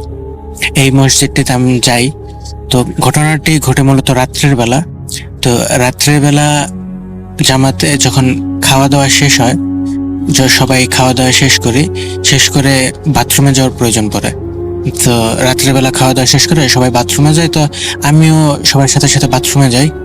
আর হ্যাঁ, বাথরুমের বিবরণটা দিয়ে রাখি, যে মসজিদটা আছে, মসজিদটা মূলত রাস্তার সাথেই, একটা পাকা রাস্তা বলা চলে, পাকা রাস্তার সাথে রাস্তার বামে মসজিদটা। আর মসজিদের একদম দেয়াল ঘেঁষে, রাস্তার বাম সাইডে একদম দেয়াল ঘেঁষে হচ্ছে অজুখানা, আর অজুখানা থেকে মসজিদ। এই মসজিদের মাঝখান দিয়ে একটা রাস্তা গেছে, ওই রাস্তাতে মূলত বাথরুমে যাওয়া লাগে। আর বাথরুমটা হচ্ছে গিয়ে মসজিদের সামনের দিকে, একদম মসজিদের সামনের দিকে আপনার 500-600 মিটার সামনে যাওয়া লাগে। আর এই মসজিদ থেকে এই যে 500-600 মিটার দূরে বাথরুম, এই বাথরুমের মাঝখানে হচ্ছে গিয়ে অনেকটা জঙ্গল। তো অনেকটা জঙ্গল আছে, তো এই জঙ্গল পার করে আপনার বাথরুমে যাওয়া লাগে, আর জঙ্গল পার করে আবার বাথরুমে আসা লাগে। আর হ্যাঁ, জঙ্গল থেকে মসজিদে আসা যাওয়ার জন্য আরেকটা মোটামুটি একটা ছোট সরু রাস্তা আছে বলা যেতে পারে, ওই রাস্তা দিয়ে মূলত যাতায়াত করতাম আমরা তখন। তো আমি যখন বাথরুমে যাই, তখন দেখা যায় যে সবাই চলে গেছে, তখন কেউ ছিল না। আমি ওই টাইমে যাই, মানে আমি শোয়ার ব্যবস্থা করতেছিলাম, সবাই থেকে বাথরুম থেকে আসতেছে। তো আমার কেন জানি মনে হলো আমারও তো বাথরুম করে যাওয়া উচিত, কেননা রাত্রে তা না হলে সমস্যা হতে পারে। তো আমি বাথরুমে যাই, তখন কেউই ছিল না আমার সাথে। তো আমি বাথরুম করে যখন আসতেছি, ওই সরু রাস্তা দিয়ে আসতেছি, তখন হুট করে একজনকে দেখি, তার নাম হচ্ছে শিপন। নাম বলাতে কোনো সমস্যা নেই, কেননা আপাতত এটা কোনো সমস্যা হবে না। যাই হোক, তার নাম ছিল শিপন। তো শিপন দেখে কি বাথরুমে যাইতেছে, তো আমি তো দেখেছি বাথরুমে কেউ নাই, একা একা ও যাইতেছে। তাই আমি ভাবলাম যে দাঁড়াই, ওই বাথরুম থেকে আসুক। আর বলে রাখা ভালো, আমি ইয়া থেকে প্রায় বলা চলে 200-250 মিটার চলে আসছে বাথরুম থেকে। তো ওই যখন বাথরুমে যাবে, তো আমি ওর পিছন পিছন যাইতেছি, যে ও বাথরুমে যাকে আমি একটু পিছনে দাঁড়াবো। তো ওই দেখি কি বাথরুমে না যায় জঙ্গলের ভিতরে ঢুকতেছে। এই জঙ্গল বলা চলে না, পুরোপুরি এই অনেক গাছগাছালি, বড়সড় জঙ্গল বলা চলে না আর কি, অনেক গাছগাছালি ভরা একটা জায়গা আর কি। তো ওইটার ভিতরেও চলে যেতেছে, ভিতরে কিন্তু অন্ধকার, কোনো কিছু দেখা যায় না। তা আমিও কি জানি হইলো, আমিও পিছন পিছন যাওয়া শুরু করছি, যে ওইদিকে কই যাও শিপন, ওইদিকে কই যাও। আমিও প্রায় জঙ্গলের ভিতর ঢুকে গেছি। তখন পিছন থেকে মাহফুজ নামে একজন ডাক দিছে যে, হাসান তুমি ওইদিকে কই যাও। আমি এখানে আমার নামটা হাসান ছদ্মনাম ব্যবহার করতেছি। তো মাহফুজ পিছন থেকে বলে যে, হাসান ওইদিকে কই যাও। তা আমি বলি যে, শিপন ওইদিকে কই যায় বাথরুম করবার, ওই জঙ্গলের ভিতরে ঢুকে বললো কে লেগে জানে। ওই বলে কি আর শিপন, শিপন তো মসজিদের ভিতরে ঘুমাই গেছে অলরেডি। আমি তো পুরো অবাক, কি বলো, শিবন তো আমার সামনে দিয়ে মাত্র গেল। পরে বলে, কোন শিবন? আহুক সামনে দেখিল মনে, এরকম বলে আমারে। তো আমি তো থতমত খেয়েছি যে কি হইল ঘটনা। তো এরপরে মূলত আমরা মসজিদে চলে যাই। আর পরে আমি পরের দিন সকালে আর কি, ওই দিন রাত্রে আর কাউরে জিজ্ঞেস করি নাই, সকালে আমি একজন হুজুরকে জিজ্ঞেস করি, উনি আমাদের সাথে জামাতে আসছিল। ওনারা বলে যে এমন আমি কেন দেখলাম। তো উনি বললো যে যখন তুমি ধীরে ধীরে আমলদার হইতে থাকো, আল্লাহর কাছে আসতে থাকো, তখন দেখা যায় কি শয়তান তখন তোমার ভিতরে আর থাকতে পারে না, বা তোমার ভিতর থেকে কুমন্ত্রণা দিতে পারে না। তখন সে বাহিরের বিভিন্ন জায়গায় তোমাকে মায়া দেখায়, বিভিন্ন ভয় দেখানোর চেষ্টা করে, কেননা ওইটাই শেষ শয়তান করতে পারে, এর থেকে বেশি আর কিছু তোমাকে তখন করতে পারে না, কেননা তুমি পূর্ণাঙ্গ ইমানদার হয়ে গেছো বা এরকম কিছু বলে। তো এরপরে এরকম আর কিছু দেখি নাই। আর আমিও পরে যে একদম 5 ওয়াক্ত নামাজ হয়ে গেছি ওইরকম না, আমি এখনো 5 ওয়াক্ত নামাজ পড়তে পারি না। বিশেষ করে ফজরের নামাজ আমার এখনো মিস যায়, খুব কমই পড়া হয়। তো এই জন্য হয়তো বা পরবর্তীতে আমি আরো বোবা স্বপ্ন বা অনেক কিছু দেখছি। এর মধ্যে একটি বোবা স্বপ্নের ঘটনা যদি আপনাকে বলি, এই সবে কদরের রাতটি ছিল, রাতটা ছিল সবে কদরের রাত। তো আমাদের এখানে হয় কি, সবে কদরের রাত হলে আমরা বন্ধুরা সবাই মিলে যার বাসায় গিয়ে ডাইকে নিয়ে আসি যে চলো আজকে রাত্রে মসজিদে থাকবো বা এরকম হয়। তো আমি এটা স্বপ্নে দেখতেছিলাম যে সবে কদরের রাত, এটা বাস্তবে না, রাতে ঘুমায় স্বপ্নে দেখতেছিলাম এটা সবে কদরের রাত। তো আমাকে আমার বন্ধুরা ডাকতে আসছে। আমি তো খুবই তখন এক্সাইটেড যে নামাজে যাব, মসজিদে যাব, সবে কদরের রাত। তো আরেকটা কথা বলে রাখি, স্বপ্নে যেটা দেখতেছি ওইটা আমার কাছে একদম বাস্তব মনে হইতেছিল। আর তখন যে সময়টা দেখানো হচ্ছে ওই সময় আমি তখন 7-8 পড়ি, ওইরকম একটা বয়স দেখানো হচ্ছে স্বপ্নে আমাকে। তো ওরা আমাকে ডাকতে আসতে আমি ওদের সাথে যাচ্ছি। তো যাওয়ার পর যাচ্ছি তো একসাথে যখন যাচ্ছি, আমাদের বাসা থেকে মসজিদের যে দূরত্ব, এই দূরত্বের মাঝখানে একটা এরেস গাছ বলা চলে, এরেস গাছ পরে এরকম। আর আমাদের বাসা থেকে মসজিদের যে দূরত্ব, বাসা থেকে মসজিদে একটা রাস্তা আছে, এই রাস্তার দূরত্ব প্রায় 600 থেকে 700 মিটার বলা চলে। আর বাসা থেকে 200-300 মিটার পরে এই এরাইস গাছটা পড়ে। এরাইস গাছ বা আপনাদের ওইদিকে কি বলবো এটাকে, করই গাছ বা এরকম বলতে পারে অনেকের এলাকাতে। তো এই করই গাছের নিচে দেখি যে একটা মানুষ ঝুলে আসছে। আর আমি তো খুবই এক্সাইটেড ছিলাম, দৌড়ে যাইতেছি। সবার আগে আমি দৌড় দিয়ে বাসা থেকে বের হয়ে গেছি। ওরা আমাকে ডাকার জন্য বাসার ভিতরে বসে আছে, আমি রেডি হয়ে আগে বাসা থেকে বের হয়ে গেছি এরকম। তো দেখি কি এরাইস গাছের উপর একটা লোক বসে আছে। আমি তো খুবই ভয় পেয়ে যাই যে আমি তো শয়তান দেখে ফেলাইছি। তখন এই আইডিয়া ছিল যে হ্যাঁ আমি শয়তান দেখতে পারি এরকম কিছু। তা আমি তো ভয়ে এক চিল্লানি দিয়ে সোজা বাসায় চলে আসি। আর হ্যাঁ, ওই লোকটা খুবই গম্ভীরভাবে ভয় দেখানোর মতো করে আমার দিকে তাকিয়েছিল। তো আমি তো ভয়ে দৌড়ায় সোজা বাসায় চলে আসি। এরপরে বাসায় আসার পর দেখি যে আমার বন্ধুরা নাই, কেউই নাই। তো আমি বাসার পিছনের রুমে যাই। আমাদের বলে রাখে আমাদের বাসায় 3টা রুম। আর বাসার গেট দিয়ে ঢুকে আমি উঠান পার হয়ে আমি আমার বাসার প্রথম রুমে ঢুকি। প্রথম রুম থেকে ডাইরেক্ট দৌড়ায় যে পিছনের রুমে যাই। আমার বন্ধুরা পিছনের রুমে বসেছিল। পিছনের রুমে যাই দেখি যে কেউ নাই, ওখানে আব্বু দাঁড়ায় আছে। তো আব্বুরে যাই বলে যে আব্বু আমি তো এরাইস গেছে এরকম মানুষ দেখছি, আমি তো শয়তান দেখে ফেলাইছি। তো আব্বু সামনের রুমে দৌড়ে তাড়াতাড়ি করে সামনের রুমে যায়। সামনের রুম থেকে একটা লাঠি নিয়ে আসে। লাঠি নিয়ে এসে আমার বলে যে কোথায় শয়তান আসুক, আমি দেখে নিমুনি, এরকম কথা বলে। তা আমার বলে যে তোমার আজকে নামাজ যাইতে হবে না, তুমি ঘুমাই পড়ো।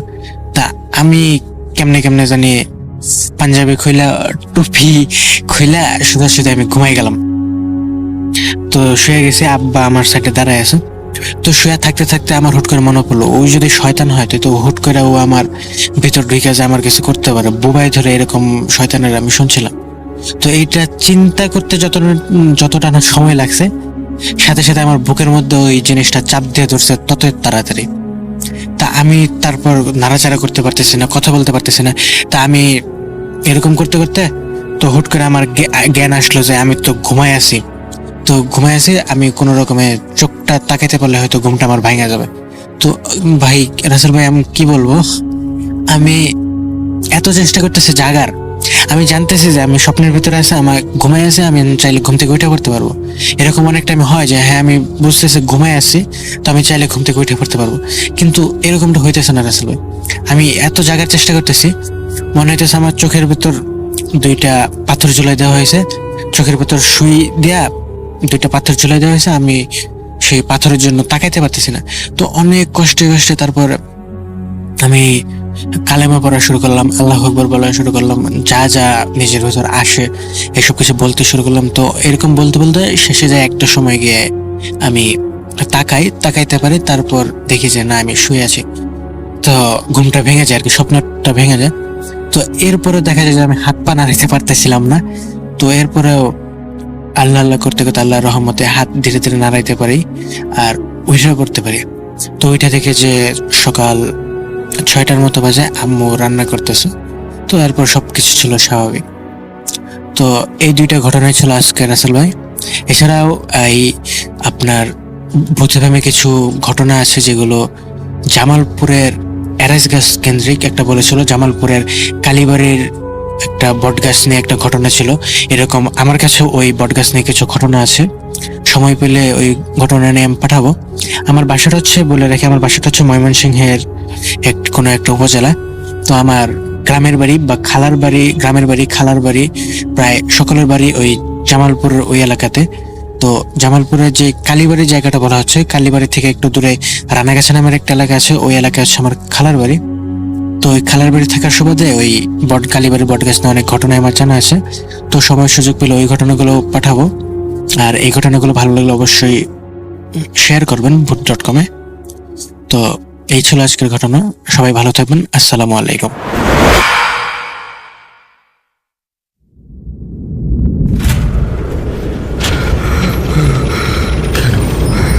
কেন তুমি আসো?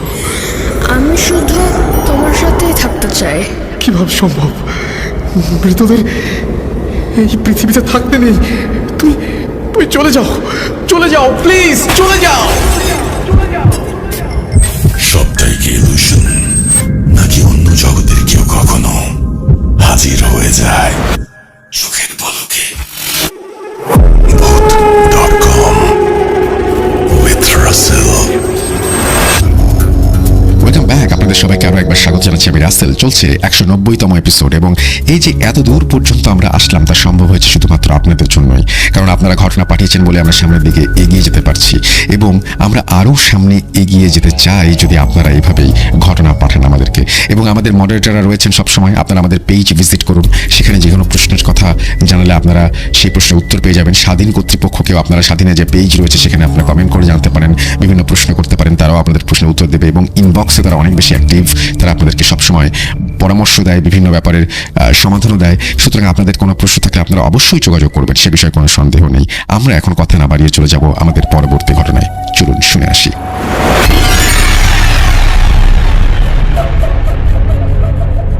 আসসালামু আলাইকুম রাসেল ভাই, আপনাকে অসংখ্য ধন্যবাদ। আমার আগে একটি ঘটনা পাঠিয়েছি, সেটা সবার সাথে শেয়ার করার জন্য, সেটা প্রচারযোগ্য হয়েছে বলেই সবার সাথে শেয়ার করেছেন। আমার সেই ঘটনাটি 148 নাম্বার এপিসোডে কয়েকটি অবিশ্বাস্য ঘটনা নামে স্থান পেয়েছে। তো স্পেশালি সেই এপিসোডটি অনেকটা স্পেশাল, কেননা সেখানে ঘন্টা ফিরে এসেছে এমন একটি ঘটনা আছে। তো আজকে আমি যে ঘটনাটি শেয়ার করব সেটা হচ্ছে আমার আম্মুর সাথে ঘটে গেছে ঘটনাটি। এই ঘটনাটি আমার আম্মুর সাথে, আমার আম্মুর বিয়ের অনেকটা আগে থেকেই ঘটে গেছে। স্টিল নাও আমার আম্মু সেটা এখনো সাফার করছে। তো রাসেল ভাই, আমি মোহাম্মদ হৃদয় আহমেদ ইয়ামিন, ঢাকা নরসিংদী মাধবদী থেকে বলছি। ঘটনায় যাচ্ছি। আমার আম্মুর ছোট বোন এবং আমার দুটো মামা ছিল, একটা বড় মামা ছিল, উনি বর্তমানে পৃথিবীতে নেই, আর ছোট মামাটা এখনো আছে, আর নানা নানি, এই আর কি আমার আম্মুদের ফ্যামিলি। তো আমার আম্মু যেটা করছে রাসেল ভাই, সেটা হচ্ছে আমার আম্মু তখনকার সময় আর কি পড়াশোনা অত একটা গ্রাম অঞ্চলে প্রচলিত ছিল না যেহেতু। তো আমার আম্মু মোটামুটি কিছু মসজিদে দেখবেন সকালবেলা গ্রামে মক্তবে কিছু পড়াশোনা করা হয়, বিশেষ করে আরবিটা পড়ানো হয়। তো সেখানে আমার আম্মু যেতেন এবং মোটামুটি উনি আরবি পড়তে পারতেন। তো যেটা হয় আর কি, উনি একদিন রাস্তা দিয়ে যাচ্ছিলেন। তো সেদিনটা অনেকটা ভোরবেলা ছিল, অনেকটা সকাল ছিল। তো রাস্তায় তেমন মানুষ টানুষ ছিল না আর কি। তো উনি নোটিস করলেন, যেহেতু অনেক ছোট ওই সময়টায়, তো উনি নোটিস করলেন যে রাস্তা দিয়ে যখন যাচ্ছিলেন আশেপাশে অনেক নিস্তব্ধতা আর কি বিরাজমান ছিল। তো এই নিস্তব্ধতা থাকা সত্ত্বে উনি ওনার যেই ফ্রেন্ড আছে গ্রামে, তো ওদেরকে ডাক দিয়ে আর কি একসাথে পড়তে যাবে এমন একটা ইয়া ছিল। তো উনি যায় ওনার ফ্রেন্ডের বাসায় এবং ওদেরকে আর কি ডাকে, মানে ডাকার পর ওরা মক্তবে যাবে এমন একটা কথা বলে যে ও নাকি অসুস্থ, তো আজকে যাবে না, পরে যাবে। ওর ফ্রেন্ডের আব্বা বা আম্মা ওরা জানায়। তো আমার আম্মা বলে ঠিক আছে আমি একাই যাই। তো গ্রামের একবার শেষ মাথায় ছিল আর কি আমাদের মামা বাড়ি যে মসজিদটা, সেখানে আর কি আরবি পড়তো। তো সেখানে যাচ্ছিল আমার আম্মু। উনি যখন গ্রামের একটা জায়গা আছে, ওই সময় ওই গ্রামের আর কি রাস্তাটা পাকা ছিল না, কাঁচা একটা রাস্তা ছিল। তো ওই একটা জায়গা আছে যেটার নাম ভাঙন্তি বলা হয়। তো ওই ভাঙন্তি মানে স্টিল একটা মাটির কাঁচা রাস্তা গেছে, সেখানে শুধু মনে করেন রাসেল ভাই একটা বি আকৃতির শেপ আছে, যেখানে প্রথমে রাস্তা থেকে নিচে নামতে হয়, আবার অপর পাশে যে রাস্তাটা সেখানে গিয়ে উঠতে হয়, এরকম একটা। সেটাকে আর কি এই দিকটা দিয়ে মানে বর্ষাকালে সাঁকো ব্যবহার করা হয়, আর এখান দিয়ে পানি যাতায়াত করে এই পাশ থেকে ও পাশে রাস্তার। তো এই জন্য এই জায়গাটা রাখা হয়েছিল। ওই সময় মনে করেন রাসেল ভাই বর্ষার পানিতে অনেক সময় চাষবাস করা হতো। বর্ষার পানি যখন কমে যেত, তো সেই পানিটা দিয়ে চাষবাস করার জন্য আর কি গ্রামবাসী রাস্তাটা এরকম ভাবে রেখেছে। ওই সময় আর কি পাইপ বা কিছু দিয়ে যে এই রাস্তাটা এ পাশ থেকে ও পাশ পানি আপ ডাউন করবে এমন কোনো কিছু ছিল না। তো যেটা হয় আর কি, এই জন্য এই জায়গাটা এভাবে কেটে রেখেছে রাস্তা। তো সে সময় শুকনো ছিল এবং শীতের সকাল ছিল। তো যেটা হয় আর কি, আমার আম্মু যেন দেখলো কেউ একজন, মানে উনি রাস্তার উপরে দাঁড়িয়েছে অনেকটা দূরে, কেউ একজন কালো মতো করে, মানে একটা কালো শেফ, খুব মানে পাগল মানুষদের চুল অনেক বড় টড়ো হয় না, বা অনেকটা অগোছালো থাকে, এরকম একজন শেফের মানুষ আর কি, মানে কুয়াশা ভেদ করে ওনার পাশ কাটিয়ে মানে ফ্রুট করে যেমন আর কি ওই ভাঙতিতে নেমে গেল আর কি। তো আমার আম্মু যেটা নোটিস করলো যে একজন মানুষ গেল হয়তো বা, আমি মানে আমার আম্মু তো কুয়াশার দিন ছিল, সকালবেলা অনেকটা ছোট মানুষ, তো ওই সময় ওই হিসাবে আর কি একটু বৃত ছিল। তো উনি যেটা করলেন, একটু সামনে গিয়ে দেখলেন মানে কিছু নেই, মানে সেই ভাঙতিটা থেকে যদি উঠতো আর কি সেই জিনিসটা, তাহলে অবশ্যই আমার আম্মু সেটা নোটিস করতো বা দেখতো। মানে 10-15 হাতের ভিতরে ঘটনাটা ঘটে। আর 10-15 হাত ভিতরে মানে আমার আম্মু যেভাবে বলেছে যে কোনো প্রকার আচ্ছা কিছু নেই, মানে 10-15 হাত পর থেকে কুয়াশাটা অনেকটা ঘন, যেখানে আর কি কাউকে দেখা যায় না। তো এই ছিল ওই দিনের একটা ঘটে যাওয়া ঘটনা। তো তারপর যেটা হয় আর কি, আমার আম্মু, এটা আরো কিছু দিন পরের ঘটনা, এটা ওই ঘটনার প্রায় 5 থেকে 6 বছরের ভিতরে আরো অনেক ঘটনা ঘটে গেছে, যেগুলো আমি মনে করি শেয়ার করার মতো না। তো যেগুলো বড় বড় ইনসিডেন্ট, ওইগুলো আর কি আমি শেয়ার করছি রাসেল ভাই। তো তখন আমার আম্মুর বয়স কিংবা 10-12 এরকম একটা বয়স।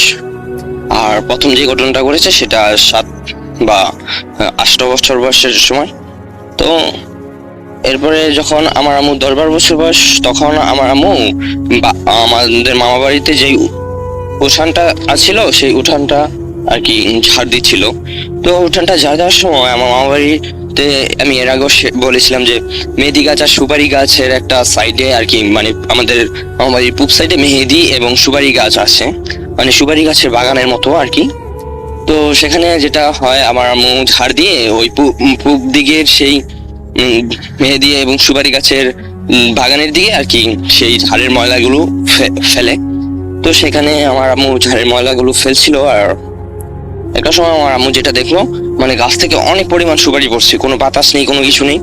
তো হয়তো বা ভাবছে যে পাকা সুপারি হয়তো বা হঠাৎ করে পড়ছে বা কোনো পাখি টাকি এসে গাছে বসছে, সেখান থেকে পড়ছে। কিন্তু রাসেল ভাই, ঘটনাটা আমার আম্মুর সাথে এমন ঘটে যে সেখানে রাসেল ভাই 20 থেকে 25টার মতো গাছ ছিল, সুপারি গাছ। সেই 20-25টা গাছ থেকে একদম এক সময়ের মধ্যে মানে রাসেল ভাই পুরো গাছ ফাঁকা করার মতো সুপারি মানে পড়ছে বৃষ্টির মতো করে।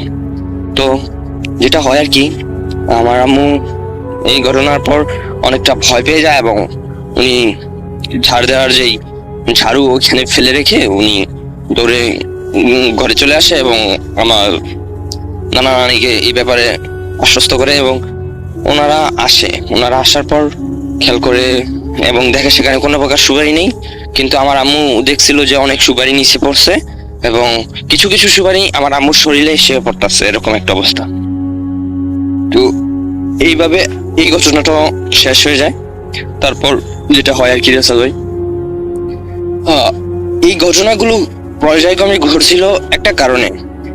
ঘটনাগুলো ঘটার কারণটা হচ্ছে আমার নানু যে আছে, উনি আসলে রাসেল ভাই ওনার মাথায় আর কি জট মতো হয়, দেখবেন অনেক সন্ন্যাসীদের এরকম হয়, মানে চুলে মোটা মোটা জট হয়ে যায়, মানে অনেকটা বলে বোঝানোর মতো না রাসেল ভাই। তো হয়তো বা আপনি জানবেন বা এরকমটা হয় অনেকের ক্ষেত্রে, মানে চুলে জট হয়। তো আমার নানা বা নানি ওনারা আর কি একটু ফকিরি পেশায় আর কি একটু আসক্ত ছিল। তো আমার নানি যেহেতু মেয়ে মানুষ, সেহেতু ওনার মাথায় জটটা অনেকটা সাংসারিক দিক দিয়ে, সামাজিক দিক দিয়ে অনেকটা অকওয়ার্ড দেখা যায়। তো এই জন্য আর কি আমার নানা এবং নানি চাইতো যে ওনাদের মাথায় যেন জট না হতো। আমার নানার চুল অনেক ছোট ছিল, তো ওনার মাথায় কোনো জট হতো না, কিন্তু আমার নানির মাথায় আর কি রাসেল ভাই জট হতো। তো একটা সময় আমার যখন 7-8 বছর বয়স, তখন আর কি আমাকে নাকি বলে যে এই আমার নানির মাথার যে জটগুলো আছে ওইগুলো কেটে দিতে। তো যেটা হয় আর কি, একটা সময় আমার নানির মাথার জট একটা মানে 4-5টা জট হয়েছিল, সেখান থেকে একটা জট কাটে এবং আরেকটা জট কাটবে এরকম একটা। তো আমার আম্মা এমন কিছু একটা দেখলো, মানে অনেক ভয়ঙ্কর কিছু, মানে উনি সজ্ঞানে, মানে রাসেল ভাই একজন মানুষ যদি আরেকজন মানুষের মাথার চুল কাটে তখন কিন্তু দাঁড়িয়ে থাকে। তো ওই মানে হাতে কেচি নিয়ে যখন আমার নানির জট কাটছে, তখন উনি মানে একটা কল্পনার জগতের মতো, একটা স্বপ্নের জগতের মতো কিছু একটা চোখের সামনে ভেসে ওঠে ওনার। উনি যেটা দেখে একটা বড় অনেক অবয়ব, ওইটা আর কি ওনাকে বলছে যে দেখ, জট কাটিস না, জট কাটলে তোর জীবনে অনেক কিছু ঘটবে, যেগুলো মানে তোর জীবনের অনেক কিছু বদলে দিবে, এরকম মানে খারাপ কিছু একটা মিন করে আর কি সেই জিনিসটা, সেই অবাকটা। এবং যেটা হয় আর কি, আমার আম্মা এই ঘটনার পর অজ্ঞান হয়ে যায়। অজ্ঞান হয়ে যাওয়ার পর সবাই আমার আম্মাকে জ্ঞান ফেরায় এবং একটা সময় আমার আম্মা আর কি ওনার সাথে যে ঘটনাটা ঘটে এটা বলে। তো ওই সময় অনেক বুজুর্গ মানুষ ছিলেন, ওনারা বললেন যে দেখেন, এইটা হয়তোবা জট জিনের কাজ, যে জিনটা আপনাকে জট দিয়েছে মাথাতে, সেই জট জিনে এই কাজটা করতে পারে। তো যাই হোক, আপনি এখন জটটা রাখেন, আর এমন কোন মানুষ দিয়ে জটটা মাথার জটটা কাটান যে মানুষটা আর কি নাকি এইসব সাফা করতে পারবে, একটু কবিরাজ টাইপের এরকম। তো ঘটনাটা হয়েছে যে আমার মামা বাড়ির দিকে একজন মহিলা ছিল, ওনার আম্মা আর কি কবিরাজি পেশায় খুব ভালো। তো ওনাকে দিয়ে আমার নানি পরবর্তী সময়ে জট কাটায় এবং উনি 7 খানেকের ভিতরে মানে 1 সপ্তাহের মধ্যেই মারা যায় রাসেল ভাই। তো এটা উনি অনেকটা বয়স্ক ছিল, হয়তোবা উনি বয়সের ক্ষেত্রে মারা যেতে পারে, কিন্তু পুরোটা গ্রামে যেটা হয় আর কি, এমন একটা ঘটনা ঘটার পর সবাই ছড়িয়ে পড়ে যে উমুকের মাথার জট কাটাতে আর কি উনি মারা গেছে, এমন একটা কিছু। তো এরপরে আর তেমন কিছু হয় না। যেটা হয় আর কি, আমার আম্মার সাথে কিছু কিছু ঘটনা ঘটে এরকম। এর আগে যে দুটো ঘটনা আমি শেয়ার করলাম, এই ঘটনাটি আমার আম্মার সাথে ঘটছে।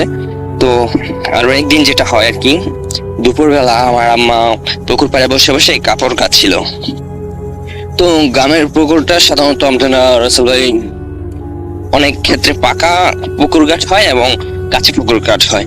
তো কাঁচা পুকুর ঘাট হিসাবে যেমনটা হয় আর কি, মানে পুকুর পাড়ে গাছের মানে বড় কোনো গাছের গুড়ি ফেলে সেখানে ঘাটের মতো বাঁধা হয়, আর সেখানে আর কি কাপড় টাপড় কাঁচা হয় এমনটা।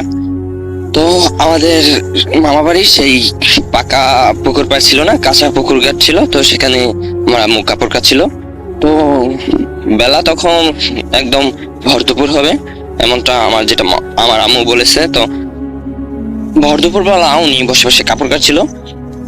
পাশে একটা বন্যা গাছ ছিল আর দুটো নিম গাছ ছিল, আর ওনার মাথার উপরে আর কি একটা অর্জুন গাছের ছায়া পড়ছিল, এমন কিছু। তো খুব ঝলমলে রোদেলা দিন ছিল। তো উনি খেয়াল করলো যে বন্যা গাছ থেকে কিছু একটা পড়ছে, এবং সেটা খুব বড়, মানে গাছের উপর থেকে কোনো একটা মানুষ যদি পানিতে ঝাঁপ দেয় যেমনটা হবে ঠিক এমন কিছু একটা। মানে আপনি রাসেল ভাই দেখবেন যে গ্রামের দিকে বন্যা যেই গাছগুলো, ওইগুলোতে কদবেলের মতো ফল হয় আর কি, যেটাকে বন্যা ফল বলা হয়। তো ওগুলো হয়তো বা পড়ার সাথে সাথে আবার পানির উপরে বেশি ওঠে, কিন্তু ওইটা এত ছোট কিছু ছিল না, ওইটা অনেক বড় কিছু, মানে মানুষের মতো আর কি বড় কিছু একটা পানিতে ঝাঁপ দেয় এবং পানির নিচ থেকে অনেক ভূত উঠতে থাকে। আমার আম্মু যেটা খেয়াল করলো সেটা অনেকটা দূর পর্যন্ত চলে গেল, মানে পুকুরের এপাশ থেকে ওপাশে গেল। ওপাশে আবার কিছু ধানি জমি ছিল রাসেল ভাই, ওই সময় মাত্র ধান পাকতে শুরু করছে।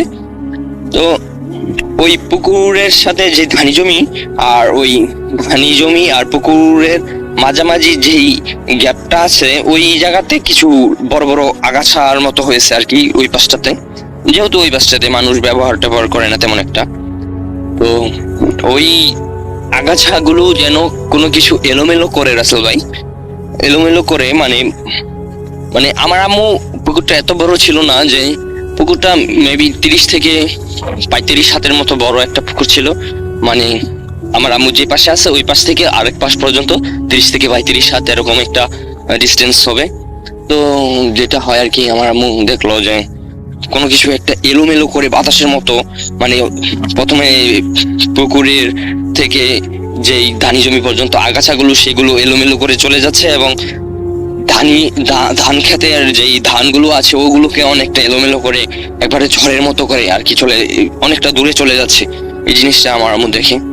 তো এইটা আমার আম্মুর সাথে নাকি এর আগে একবার ঘটেছে, ওই রাস্তার ভাঙন্তির মধ্যে যখন উনি ওইটা শেপ দেখতে পারে যে জটওয়ালা মানে এলোমেলো চুলোলা কিছু একটা কালো শেপের মতো মানুষের আকৃতিতে বা একটু বড়, সেটা রাস্তার মধ্যে দেখেছে।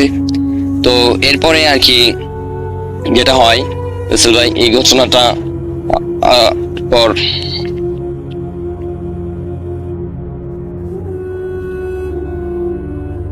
সরি রাসেল ভাই, আমার আশেপাশে কিছু নয়েজের জন্য আমার অডিও ক্লিপটা একটু পজ করতে হয়েছিল।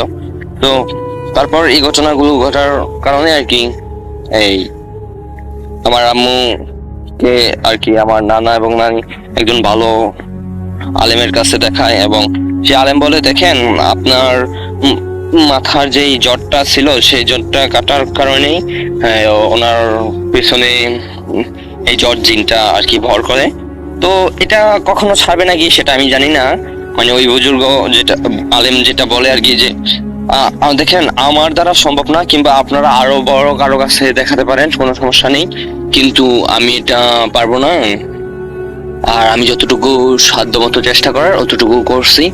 তো তারপর বেশ কিছুদিন চলে যায় এবং আমার নানা নানি আমার আম্মুর সাথে এইসব ঘটনা ঘটার কারণে আরো ভালো কোনো আলেমের কাছে ওনাদের মেয়েকে দেখানোর চেষ্টা করে, এবং একটা সময় আমার আম্মুকে একটা ভালো আলেমের কাছে দেখাতে পারে। তো ওই আলেম আর কি বলে যে, দেখেন, আমি আপনাদের মেয়েকে এমন কিছু ইয়া করে দিতে পারি যার দ্বারা ওই বদ বা খারাপ যেই জিনটা আছে ওইটা থেকে হয়তো বা সে রেহাই পাবে, কিন্তু অত পরিমাণে না। মানে ওইটা হয়তো বা কখনো কখনো আপনার মেয়ের শরীর কন্ট্রোল করতে পারবে এমন কিছু, কিন্তু তারপর আমি আমার কাজটা করে দেওয়ার পর সেই জিনটা হয়তো বা দূর থেকে আপনার মেয়েকে মাঝে মধ্যে একটু ডিস্টার্ব করতে পারে, কিন্তু এমনিতে আর কোনো সমস্যা করতে পারবে না শারীরিকভাবে। তো রাসেল ভাই, আমার আম্মু এখনো সেই জিনিসটা সাফার করছে। এই ছিল আমার ঘটনা রাসেল ভাই। তো হয় এমন অনেক ঘটনা পৃথিবীতে ঘটে যেটা বিশ্বাস করার মতো না। তো এই ঘটনাগুলো যদি কোনো গল্প হতো তাহলে হয়তো বা খুব গুছিয়ে বলার মতো হতো, কিন্তু আমি মাইক্রোফোনের সামনে রাসেল ভাই এত স্পষ্ট কথাবার্তা বলে অভ্যস্ত না। তো যতটুকু পেরেছি আমি চেষ্টা করেছি খুব ভালোভাবে আপনার সাথে ঘটনাটা শেয়ার করার জন্য, যেটা আপনি হয়তো বা শুনবেন, এবং সেটা যদি শেয়ার করার মতো হয় তাহলে অবশ্যই শেয়ার করবেন। এবং আমি আবারও আপনাকে অনেক ধন্যবাদ জানাচ্ছি যে আমার আগের একটা ঘটনা সিলেক্ট করার জন্য, যেটা নাম দিয়েছেন কয়েকটি অবিশ্বাস্য ঘটনা। ধন্যবাদ স্বাধীন মিউজিক অ্যাপকে এবং বুথ.com দীর্ঘজীবী হোক। ধন্যবাদ। এই জানিয়ে আজকের মতো আমি বিদায় নিচ্ছি। মোহাম্মদ হৃদয় আহমেদ ইয়ামিন। আসসালামু আলাইকুম রাসেল ভাই, খোদা হাফেজ। Welcome back. আরো একবার আপনাদের সবাইকে স্বাগত জানাচ্ছি। আমি রাস্তাল আশা করছি আপনারা সবাই ভালো আছেন এবং ভালোর দলে আছেন।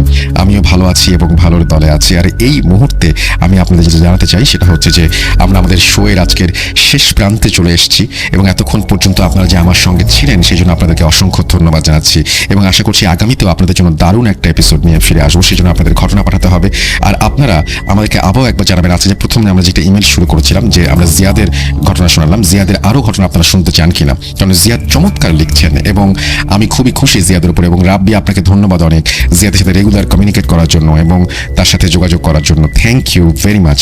আমাদের পেজটা আপনারা ভিজিট করবেন, আমাদের ইউটিউব চ্যানেলটাতে আপনারা যাবেন, সমস্ত আপডেট আপনারা পাবেন। সামনে হ্যালোউইন নিয়ে আমরা কি করছি স্বাধীন মিউজিক অ্যাপে সেটা আপনারা জানতে পারবেন, এবং স্বাধীন মিউজিক অ্যাপে আমাদের একটা স্পেশাল এপিসোড করার ইচ্ছা আছে হ্যালোউইন নিয়ে, সেটার জন্য আপনারা প্রস্তুতি নিতে পারেন এবং আমাদের ঘটনা পাঠাতে পারেন। আমরা আজকের মতো বিদায় নিচ্ছি, ফিরে আসবো ইনশাল্লাহ আবার আগামী শুক্রবার। সেই পর্যন্ত সবাই ভালো থাকুন, সুস্থ থাকুন, মোস্ট ইম্পর্টেন্টলি বুথ.com এর সাথে থাকুন। আল্লাহ হাফেজ।